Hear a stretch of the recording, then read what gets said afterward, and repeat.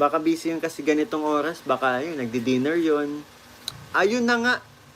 Speaking of, nandito na. Ayan na si Krista. Mama, si Krista nandito. Oh. Ano? Halika dito, Mama. Anong masasabi mo kay Krista? Grabe ko na. Mm-mm. Pinagayaman akong ano din ang... Halika na, Mama. Krista, Ay. andito si Krista, Mama. Anong Hindi ko nahihiling.